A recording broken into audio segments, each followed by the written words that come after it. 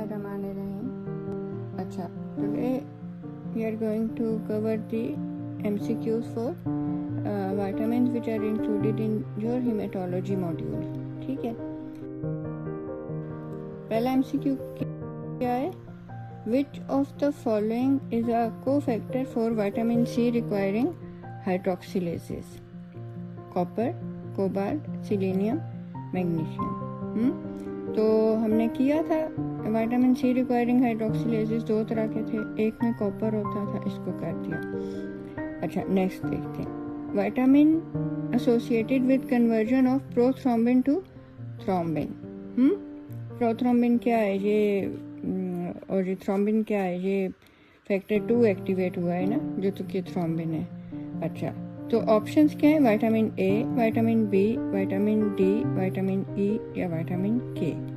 तो कौन था जो फैक्टर 2, 7, 9 और 10 के साथ एसोसिएटेड था? विटामिन के।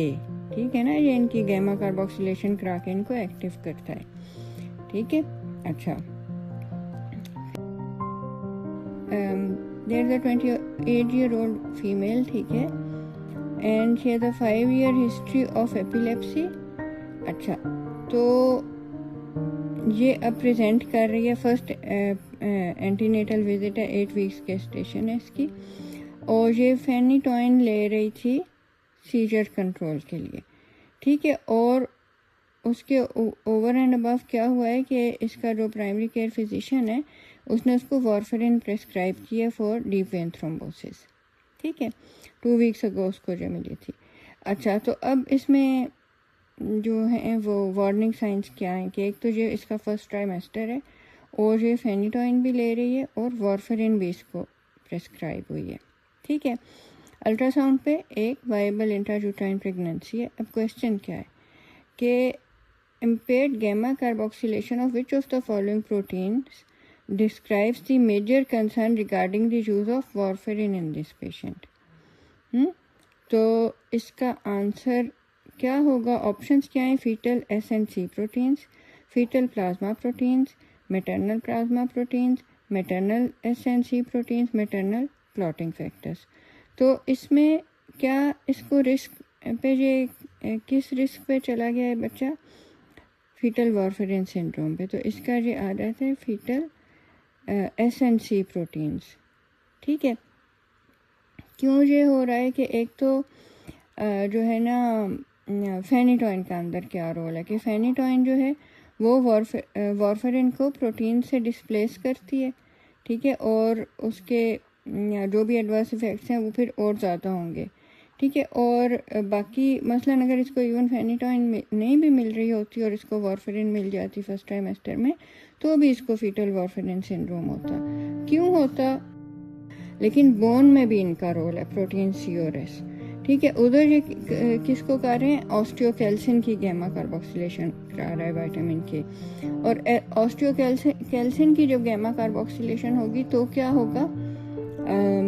वो कैल्शियम को किलेट करेंगे, तो मीन्स के बोन में कैल्शियम की डेपोजिशन जो है उसको वो इन्हेंस करेंगे। ठीक है, तो अब अगर ये चीज़ इम्पेयर हो गई है तो जो एक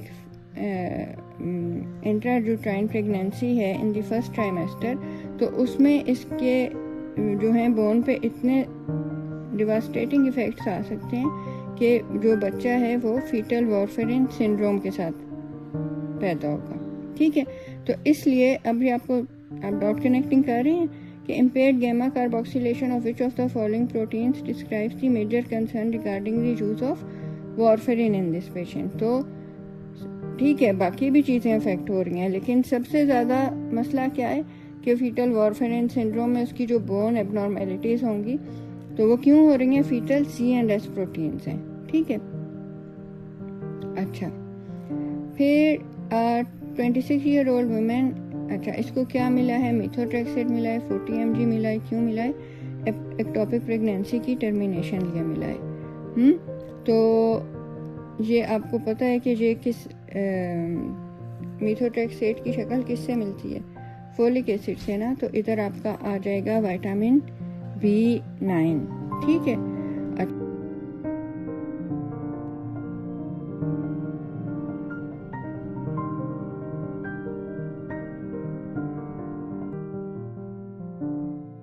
फिर हम आगे आ जाते हैं कि in the presence of warfarin which of the following can not be reduced. ठीक है, तो ऑप्शंस क्या है? फाइलोक्विनोन, मेनाक्यूनोन, मेनाडायोन, विटामिन के एपोक्साइड, विटामिन के हाइड्रोक्सीक्विनोन। ठीक है, तो अभी आपको मैंने दिखाया था कि क्या इसमें किधर वारफेरिन आ जाता था, किसको वो रिड्यूस नहीं होने देता था? विटामिन के एपोक्साइड को। ठीक है, ये जो दोबारा दिखा देती हूँ, ये इधर है दुम वाला, जब इसकी दुम बन जाती है ना ये, और वारफेरिन इसको रिड्यूस नहीं होने देती। ठीक है, अच्छा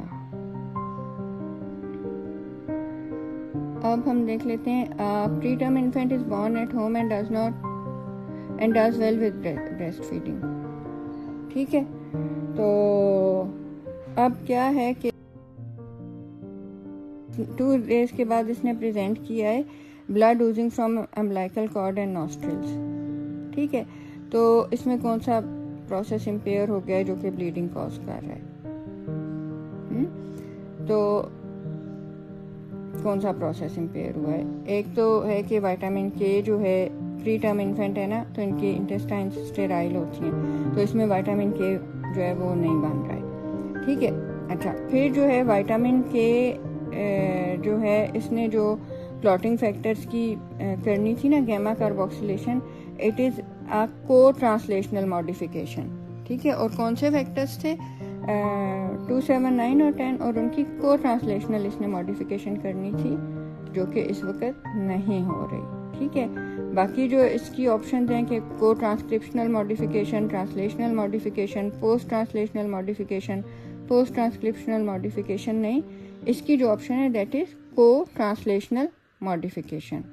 अच्छा, फिर which of the following is hydrolysed by pancreatic enzymes?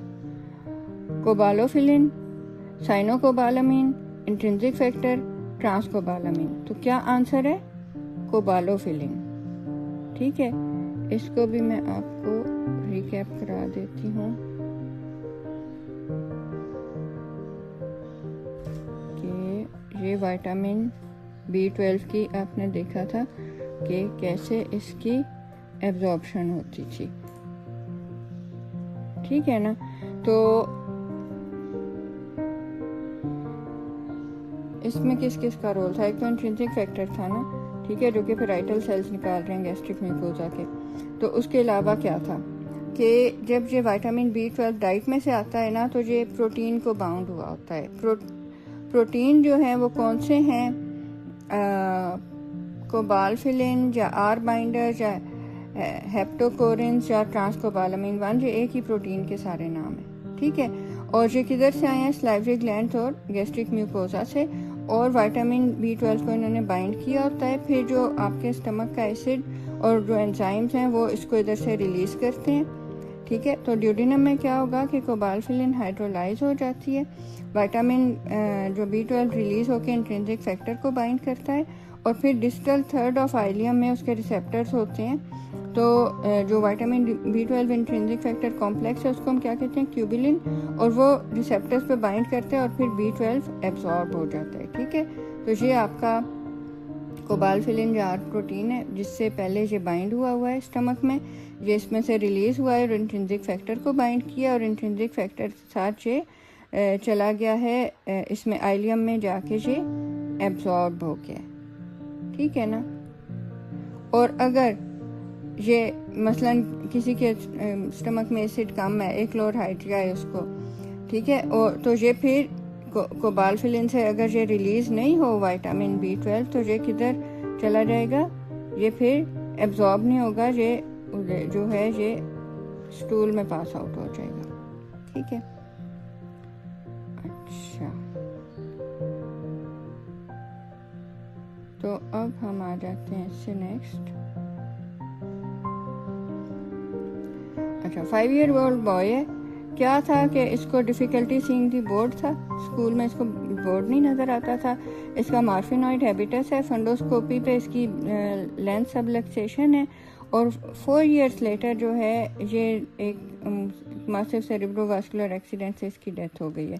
एटॉप्सी पे जो है मिडल सेरिब्रल आर्टरी में भी इन्फाक्ट है और उसके अलावा ओल्ड रीनल इन्फाक्ट्स भी हैं। और अब इसके पेरेंट्स जानना चाहते हैं कि if anything could have prevented his death. ठीक है, तो अब आप बताएं कि इसमें कौन सा जो है आप इसको अगर सप्लीमेंट देते तो शायद ये बच जाता। अब ये आपके पास मैंने साइकिल इधर बनाया है। सब आपके पास ऑप्शंस क्या है? Ascorbic acid, carnitine, pyridoxine, thiamine, tyrosine, vitamin के।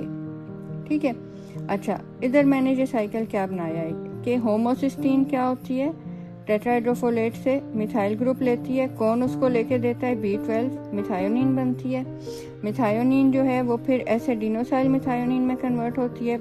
ये फिर एसिडिनोसाइल मिथायोनिन या सैम जिसको मिथाइल ग्रुप चाहिए उसको देके दोबारा एसिडिनोसाइल होमोसिस्टीन बनती है, वो फिर होमोसिस्टीन बन जाती है एसिडिनोसाइल होमोसिस्टीन से, और ये गोल गोल घूमता है। अब होमोसिस्टीन के 2 फेट्स होते हैं ना, या तो ये मिथायोनिन दोबारा बन जाएगी या ये इसका कैटाबोलिज्म होगा। ठीक है, तो ये पहले जो है सिस्टाथायोनिन सिंथेस से सिस्टाथायोनिन बनेगी और फिर सिस्टाथायोनेस जो है वो इसको फर्दर डिग्रेड कर देगा। ठीक है, तो ये कितना ज़बरदस्त आपका ये MCQ है कि इसमें आपको B12 भी नज़र आ रहा है, फोलिक एसिड भी, और ये कौन है जिधर मैं स्माइली लगाए हुए हैं। ठीक है, देखिए ये जो बच्चा है ना, ये केस है सिस्टाथायोनिन सिंथेस की डेफिशिएंसी का। इसका सिस्टाथायोनिन सिंथेस म्यूटेटेड है, उस वजह से इसके होमोसिस्टीन के लेवल्स ज़्यादा हैं। अगर इसका सिस्टाथायोनिन जो है वो म्यूटेटेड था, ठीक है, ये कंफ्यूज नहीं किया करना, मार्फिनॉइड हैबिटस है, मार्फिनॉइड जैसी शक्ल है, मार्फिनॉइड सिंड्रोम है नहीं है। ठीक है, अच्छा अब अगर इसका ये जो भी इसकी थोड़ी बहुत रेजिडुअल एक्टिविटी थी, ठीक है, तो वो अगर इसको हम इसका सप्लीमेंट देते, इसका कोएंजाइम दे देते, तो शायद ये इसका वो काम करता रहता और इसके होमोसिस्टीन के लेवल्स इतने ना होते कि इसको ये इस तरह मासिव सेरेब्रोवास्कुलर एक्सीडेंट होता। ठीक है, तो कौन सा विटामिन है? पायरिडॉक्सिन। ठीक है, अच्छा फिर अब ये प्रेग्नेंट फीमेल है, रूरल एरिया से आई है और फर्स्ट ट्राइमेस्टर जो है उसने कोई एंटीनेटल विजिट नहीं की, और अब एनॉमली स्कैन पे इसके बच्चे को क्या है, स्पाइना बाइफिडा और एनेनकेफली। अगर कौन सा विटामिन इसको दे देते तो ये ना होता। ऑप्शंस क्या है? Ascorbate, folate, riboflavin, niacin, biotin. तो क्या दे देते? फोलिक एसिड, क्योंकि ये आपका DNA सिंथेसिस में काफ़ी इन्वॉल्व है। ठीक है, अच्छा फिर हम आ जाते हैं कि which of the following forms the basis of the neural tube defects? Hypomethylation, hypomyelination, hypermethylation, myelination. तो जाहिर है कि ये फोलिक एसिड डेफिशिएंट है, तो उसके नाम से ही आपको पता चल जाना चाहिए कि ये है हाइपोमिथाइलेशन। ठीक है ना?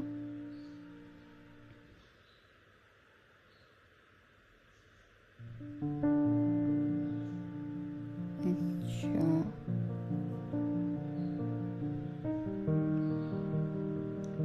हाइपोमिथाइलेशन। ठीक है, अच्छा which of the following feature of collagen triple helix is compromised due to impaired function of lysyl oxidase secondary to vitamin C deficiency?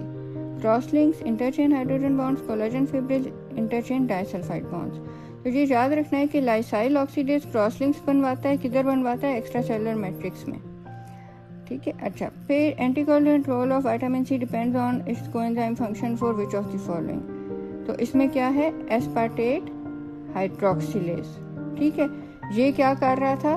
Protein C और S की जो है वो करा रहा था हाइड्रोक्सिलेशन, क्योंकि आपको पता है कि विटामिन के C जो है ये हाइड्रोक्सिलेशन करा रहा है एस्पार्टेट हाइड्रोक्सिलेज की, और एस्पार्टेट हाइड्रोक्सिलेज जो है ये क्या था? ये प्रोटीन C को एक्टिवेट कर रहा है। प्रोटीन C क्या कर रहा था? इधर विटामिन K के साथ भी आपने देखा था ना, ये उधर क्या कर रहा था? ये उसका थोड़ा सा, एक तो विटामिन K का मेनली तो प्रोकोगुलेंट रोल है ना, थोड़ा सा उसका एंटीकोगुलेंट जो रोल है उसमें अपना हिस्सा डालता है। कैसे डालता था? कि ये उधर प्रोटीन सी को एक्टिवेट करता था, प्रोटीन सी फैक्टर 5 और 10 फैक्टर 8 को इनएक्टिवेट करते थे। ठीक है, इसको मैं आपको दिखा भी देती हूँ इधर क्या।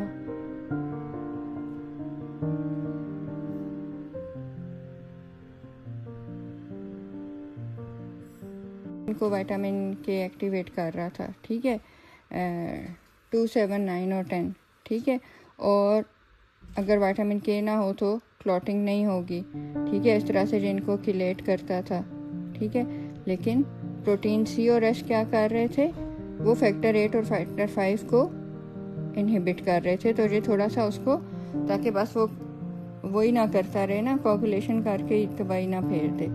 ठीक है, थोड़ा सा उसके ऊपर चेक रख रहे थे जी। ठीक हो गया।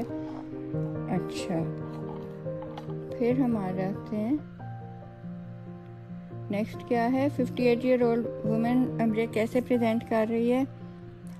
फटीग है, नमनेस है। नमनेस जिधर भी आए ना तो आपने फ़ौरन विटामिन B12 के बारे में पहले ही सोचने शुरू हो जाना है। ठीक है, अच्छा मेमोरी में भी मतलब इसको वो क्या हो रहा है, मेंटल क्लाउडिंग हो रही है।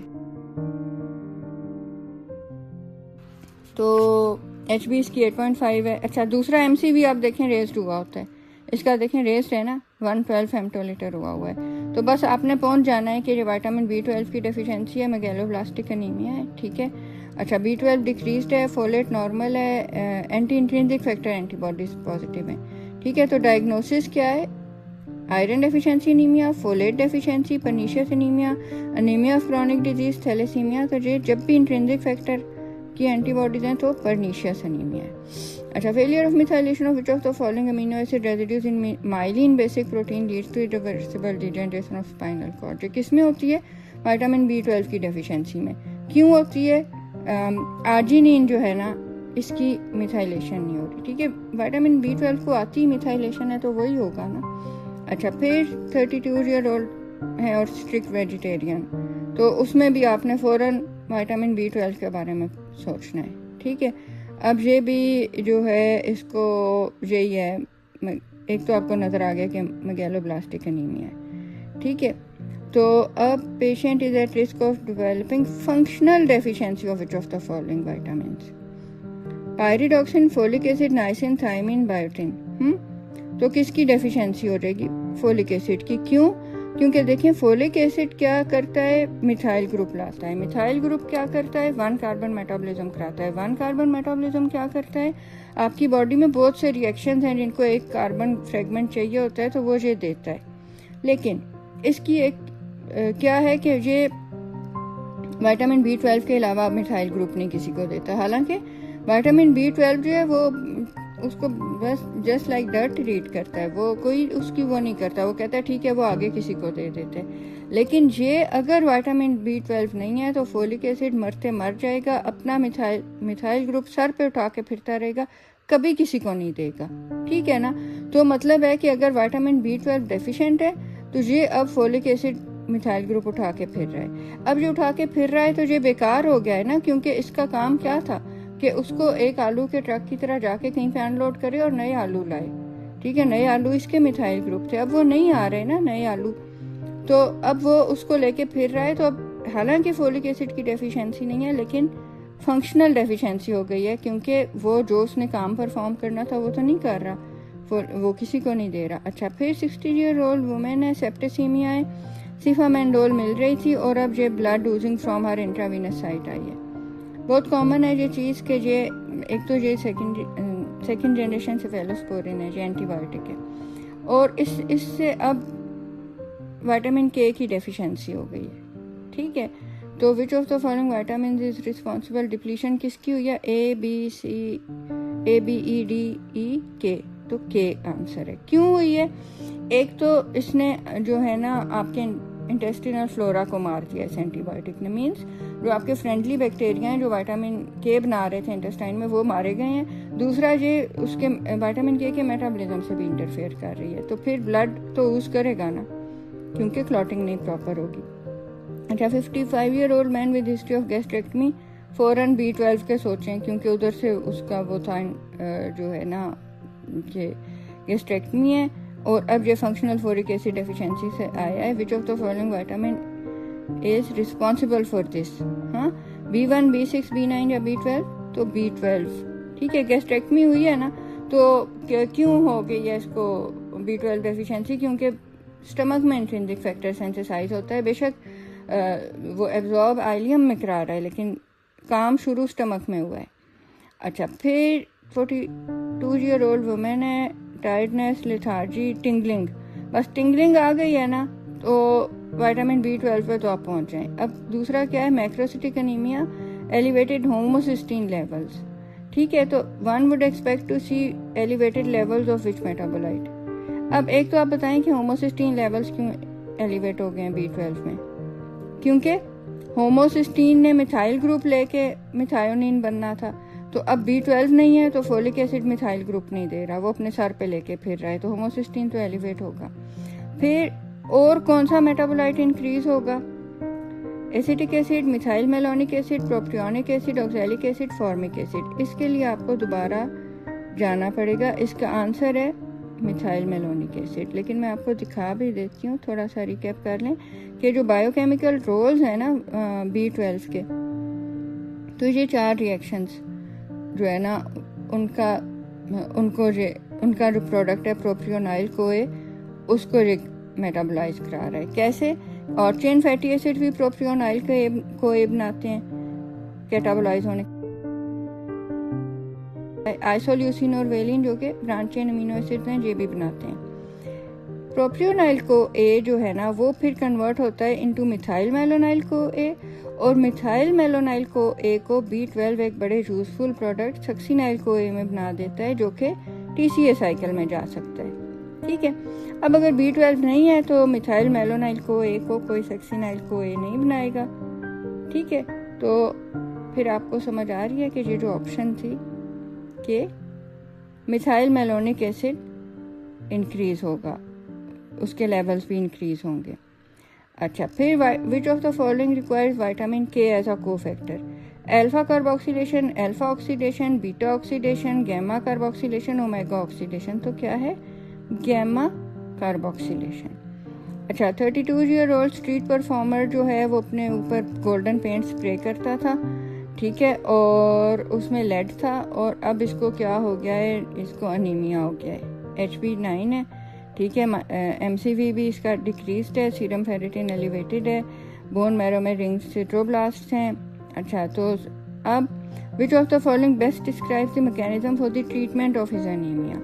ठीक है, आप इसको क्या दे सकते हो? ये आपका रिएक्शन भी मैंने इधर लगा दिया है कि लेड किस रिएक्शन को इनहिबिट कर रहा है, इसको अनीमिया क्यों हुआ है? हीम सिंथेसिस इम्पेयर हो गया। हीम सिंथेसिस क्यों इम्पेयर हुआ है? लेड ने हीम सिंथेसिस का पहला स्टेप ब्लॉक कर दिया। अब जो पहला स्टेप क्या करता था? ग्लाइसिन और सक्सीनाइल को ए से क्या बनाता था? आला, ALA सिंथेज की प्रेजेंस में डेल्टा अमीनो लिवुलिक एसिड बनता था। अब ये जो मैंने स्माइली बनाया है ना, इसके पीछे विटामिन छुपाया है कि वो कौन सा कोएंजाइम था जिसने ये इनकी कंडेंसेशन करानी थी, और वही दोगे तो आप इसके एनीमिया को जो है उसको रिजॉल्व करने में हेल्प कर सकते हो। ठीक है, तो अनीमिया इसका किस पे रिस्पॉन्सिव होगा? Iron responsive, pyridoxine responsive, B12 responsive, folate responsive, folate unresponsive. तो इसका होगा पायरिडॉक्सिन रिस्पॉन्सिव। इधर पायरिडॉक्सिन है इस एंजाइम का कोफैक्टर। अच्छा, which of the following is increased in patient with megaloblastic anaemia? HB, RBC count, MCV, B12, MCV। ठीक है ना, मीन कॉर्पस्कुलर वॉल्यूम इंक्रीज हुआ है। Which of the following vitamin is required as coenzyme for action of transaminases? तो ये था pyridoxal phosphate. ठीक है, अच्छा, 68-year-old मैन है, और अब ये ब्लीडिंग गम्स, इजी ब्रूजिंग, देखते ही समझ जाएं कि विटामिन सी की बात हो रही है। Lives alone, tea and toast diet है, पेरीफोरिकुलर हेमरेजेस हैं, कॉक्सक्रू हेयर्स हैं। ठीक है, कॉक्सक्रू हेयर का क्या मतलब है? कि हेयर के जो उसकी रूट है उधर एक हेलो है, रेड सा, जैसे नीचे हेमरेज हुई हुई है। ठीक है, अच्छा, तो HB लो है, MCV इसका 78 है। Deficiency of which of the following vitamin is likely responsible? तो ऑप्शंस क्या है, B1, B6, C, D, K, तो क्या है विटामिन सी। अच्छा, which of the following following feature of collagen triple helix is compromised due to impaired function of prolyl hydroxylase secondary to vitamin C deficiency? Cross links, interchain hydrogen bonds, collagen fibrils, interchain disulfide bonds। तो क्या है इंटरचेन hydrogen bond, ये देखना है आपने। जो इसके proline और लाइसाइल हाइड्रोक्सिलेजेस हैं ये सेल के अंदर काम कर रहे हैं और ये हाइड्रोक्सिलेशंस करा रहे हैं। जो लाइसाइल ऑक्सीड और ये आयरन कंटेनिंग है, जो लाइसाइल ऑक्सीडेज है वो कॉपर कंटेनिंग है, वो ECM में उसके क्रॉस लिंक्स बनवा रहे हैं। अच्छा, which of the following is co factor for vitamin C requiring hydroxylases? Cobalt, iron, selenium, magnesium, तो आयरन। अच्छा, which of the following vitamin leads to irreversible degeneration of spinal cord? B1, B2, B5, B12, तो B12। अच्छा, sailor with gingival hyperplasia ecchymosis likely to be deficient in? ये पता ही आपको, इन्हें से तो स्कर्वी जो है वो पता चली थी। तो ऑप्शंस क्या है, B12, K, C, A, तो आपका है C। Which of the following is active form of B6? Pyridoxamine, pyridoxine, pyridoxal, pyridoxal phosphate, तो आपका क्या आंसर है, पायरिडोक्सल फॉस्फेट। अच्छा, patient on isoniazid therapy develops optic neuropathy, which vitamin is likely to be deficient? B12, C, K, D, B6, तो क्या answer है, B6 है, क्योंकि ये आइसोनाइजिड की शक्ल इससे मिलती है B6 से। अच्छा, which of the following can be the biochemical basis of megaloblastic madness? Hypomethylation, hypoacetylation, hypoacylation, hypohydroxylation, तो क्या था, मिथाइलेशन, क्योंकि ये B12 की डेफिशिएंसी में हो रही है और उसको एक ही काम आता है, मिथाइलेशन। ठीक है। हाइपर विटामिनोसिस के नियोनेट में cause which of the following? Haemolytic anaemia, dry pruritic skin, arterial calcification, congenital malformation, microcytic anaemia, तो हीमोलिटिक एनीमिया कराता है अगर आपने ज़्यादा भी दे दिया विटामिन के। ठीक है, क्योंकि जो RBCs की मेम्ब्रेन्स को फिर डैमेज करेगा। अच्छा, vitamin B12 is required for formation of which of the following gluconeogenic precursor? Acetyl CoA, hydroxy methyl glutaryl CoA, succinyl कोए, मिथाइल मेलोनाइल कोए, तो अभी आपको दिखाई थी B12 वाली स्लाइड सक्सिनाइल कोए। ठीक है, दोबारा देखनी है, दोबारा दिखा दूं।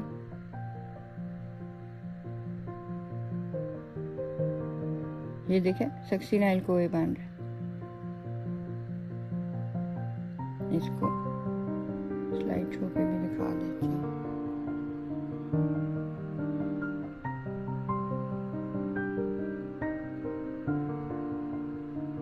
अच्छा, इसका मूड नहीं है स्लाइड शो पे आने का, तो ऐसे ही इसको देखते हैं। अच्छा, which of the following requires vitamin B12? Carboxylation, hydroxylation, methylation, transamination, तो B12 के साथ हमेशा याद रखें मिथाइलेशन, विटामिन C के साथ हाइड्रोक्सिलेशन, विटामिन K के साथ कार्बोक्सिलेशन, गैमा कार्बोक्सिलेशन कराता है ना, और ये जो ट्रांसएमिनेशन है ये थी B6 के साथ। अच्छा, which of the following are the clotting factors link to vitamin K? 2, 7, 9, 10, पहली ऑप्शन मिल गई है। ठीक हो गया, तो अब हम इसको करते हैं सबमिट।